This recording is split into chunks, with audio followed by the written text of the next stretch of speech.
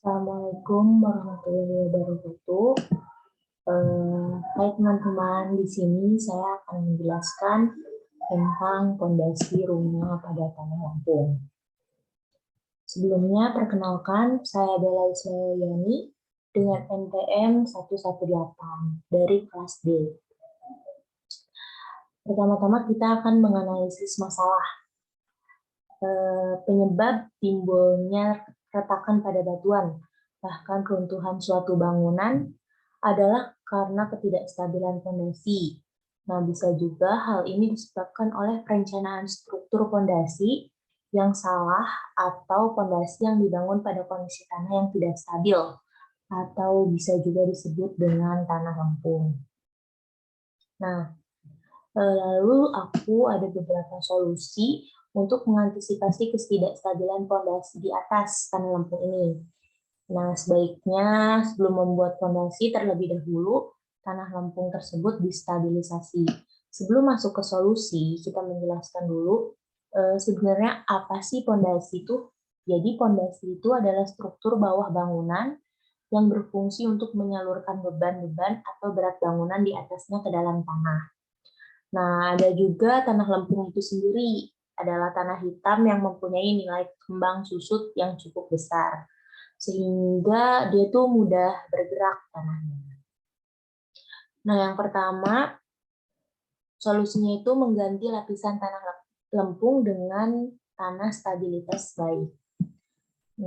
Seperti penggantian tanah itu menggunakan tanah yang dicampur dengan kapur, semen, belerang, agar tidak terjadi kembang susut yang besar. Nah, stabilisasi ini akan berakibat nilai indeks plastisitasnya menjadi rendah, di mana terjadi pengurangan batas cair dan peningkatan batas plastis. Nah, itu contohnya gambar sedang menambahkan tanah yang dicampur dengan kapur. Lalu ada memberikan cerucuk bambu. Nah, di mana kayu itu ditancapkan pada tanah lempung sampai ke tanah keras atau tanah dengan stabilitas yang baik. Nah, penancapan ini dapat dilakukan dengan manual atau pukulan tangan. Nah, itu contoh gambarnya. Lalu yang terakhir ada pondasi sumuran. Pondasi sumuran itu di mana tanah lempung digali sampai pada kondisi tanah yang baik dan daya dukungannya sesuai. Kemudian dimasukkan langsung beton siklop atau dapat pula dimasukkan terlebih dahulu buis beton silinder untuk menahan dinding tanah lempungnya. Kemudian dimasukkan beton siklop sehingga pondasinya menjadi kuat. Lalu analisis perbedaan ketiga solusi tersebut. Apa saja keunggulan dan kekurangannya? Berapa banyak biaya yang dikeluarkan? Yang pertama, mengganti tanah lempung dengan campuran tanah pasir. Itu tuh keunggulannya menambah kerapatan tanah, mempertinggi tahanan geser, dan mengganti tanah-tanah yang buruk. Tapi dia memerlukan biaya yang cukup mahal karena dia memerlukan alat berat. Lalu menggunakan cucuk bambu itu berfungsi sebagai akar yang akan mengikat dan mempertahankan kepadatan tanah.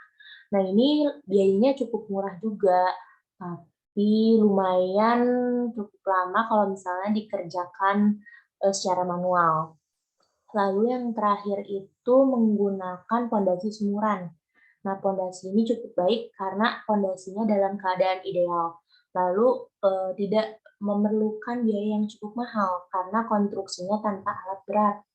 Namun, pondasi ini tuh proses pengerjaannya tidak bisa ditunda karena dia menyesuaikan cuaca di mana si tanah itu bakal bakal berubah-ubah kalau misalnya cuacanya seperti hujan. Nah, ini adalah referensi saya.